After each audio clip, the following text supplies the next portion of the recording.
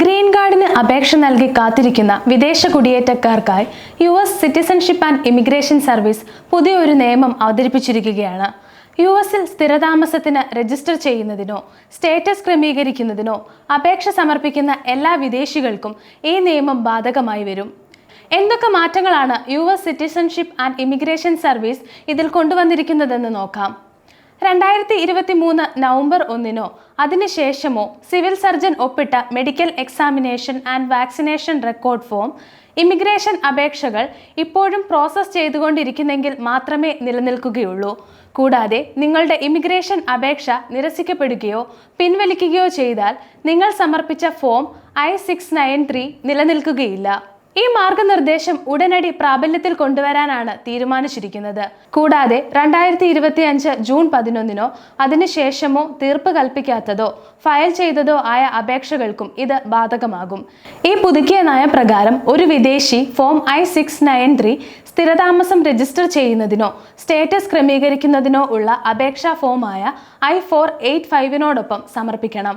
നിങ്ങൾ സമർപ്പിക്കുന്ന ഫോം പിൻവലിക്കുകയോ അധികാരികൾ നിരസിക്കുകയോ ചെയ്താൽ വീണ്ടും സമർപ്പിക്കുന്ന അപേക്ഷയിൽ നിങ്ങൾ ഒരു സിവിൽ സർജനെ കാണുകയും അദ്ദേഹം ഒപ്പിട്ട പുതിയ ഫോം സമർപ്പിക്കുകയും വേണം. പഴയ ഫോം ഉപയോഗിക്കാനോ പുതിയ അപേക്ഷയുടെ കൂടെ സമർപ്പിക്കാനോ സാധിക്കില്ല. US-ൽ സ്ഥിരതാമസത്തിന് അപേക്ഷിക്കാൻ ഉപയോഗിക്കുന്ന ഫോമാണ് I-485. ഫോം 1693 എന്ന് പറയുന്നത് medical examination and vaccination record ഫോമാണ്. എങ്ങനെയാണ് US-ൽ ഗ്രീൻ കാർഡിന് അപേക്ഷിക്കേണ്ടതെന്ന് നോക്കാം. US-ൽ സ്ഥിരതാമസമാക്കാൻ ഉദ്ദേശിക്കുന്ന ഒരു വിദേശി ഒരിക്കലും US വിട്ട് സ്വന്തം രാജ്യത്തേക്ക് മടങ്ങിപ്പോയി അവിടെ നിന്ന് അപേക്ഷിക്കേണ്ടതില്ല.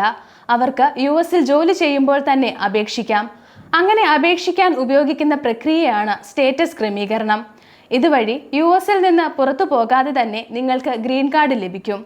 ഇതിന് എന്തൊക്കെ കാര്യങ്ങൾ ശ്രദ്ധിക്കണമെന്ന് നോക്കാം. ആദ്യമായി നിങ്ങൾ ഏത് വിഭാഗത്തിലാണ് അപേക്ഷ സമർപ്പിക്കേണ്ടതെന്ന് മനസ്സിലാക്കണം. രണ്ടാമതായി നിങ്ങളുടെ ഇമിഗ്രന്റ് പെറ്റീഷൻ സമർപ്പിക്കണം. ഫാമിലി ബേസ്ഡ് ആണെങ്കിൽ നിങ്ങൾ ഫോം I-130യും തൊഴിലിന്റെ അടിസ്ഥാനത്തിലാണെങ്കിൽ ഫോം I-485മാണ് ഉപയോഗിക്കേണ്ടത്. ഇതിനുശേഷം നിങ്ങളുടെ അപേക്ഷാ പ്രക്രിയകളെക്കുറിച്ച് കൂടുതൽ അറിയാൻ US സ്റ്റേറ്റ് ഡിപ്പാർട്ട്മെന്റ് പുറത്തുവിടുന്ന വിസ ബുള്ളറ്റിൻ മനസ്സിലാക്കണം. എന്തുകൊണ്ടാണ് US citizenship and immigration service രാജ്യത്ത് നിയമം മാറ്റിയത്? 2023 നവംബർ 1-നോ അതിനുശേഷമോ ഒരു സിവിൽ സർജൻ ഫോം I-693 പൂരിപ്പിച്ച് ഒപ്പിട്ടാൽ ആ ഫോം എന്നേക്കുമായി നിലനിൽക്കുമെന്ന് നേരത്തെ മന്ത്രാലയം പറഞ്ഞിട്ടുണ്ടായിരുന്നു. 2024 ഡിസംബർ 2-ന് വിദേശികൾ ഫോം I-485 ഫയൽ ചെയ്യുമ്പോൾ കൂടെ ഫോം I-693 സമർപ്പിക്കണമെന്ന നിബന്ധന USCIS പ്രസിദ്ധീകരിച്ചിരുന്നു.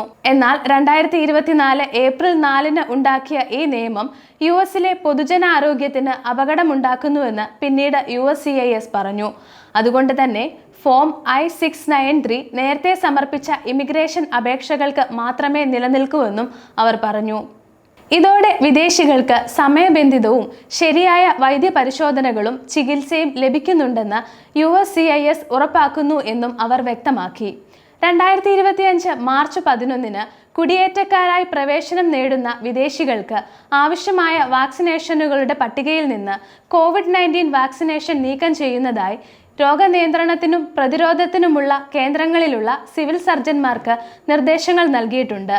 അതുകൊണ്ട് തന്നെ 2025 ജനുവരി 20-നോ അതിനുശേഷമോ തീർപ്പ് കൽപ്പിക്കാത്ത ക്രമീകരണ അപേക്ഷകളുമായി ബന്ധപ്പെട്ട ഇമിഗ്രേഷൻ മെഡിക്കൽ പരിശോധനകൾക്ക് COVID-19 വാക്സിനേഷൻ പൂർത്തിയാക്കിയതിൻ്റെ രേഖകൾ ആവശ്യമില്ല. ഇമിഗ്രേഷൻ മെഡിക്കൽ എക്സാമിനേഷൻ റിപ്പോർട്ടിൽ വാക്സിനേഷൻ റെക്കോർഡ് എന്നിവ അപ്ഡേറ്റ് ചെയ്യുന്നതുവരെ സിവിൽ സർജന്മാർക്ക് COVID-19 വിഭാഗം NA എന്ന് എഴുതാം. കൂടാതെ വിദേശികൾക്ക് എല്ലാ വാക്സിനേഷൻ ആവശ്യകതകളും പാലിക്കുന്നുണ്ടെങ്കിൽ അപേക്ഷകൻ വാക്സിനേഷൻ ആവശ്യകതകൾ പൂർത്തിയാക്കിയെന്നും അടയാളപ്പെടുത്താം.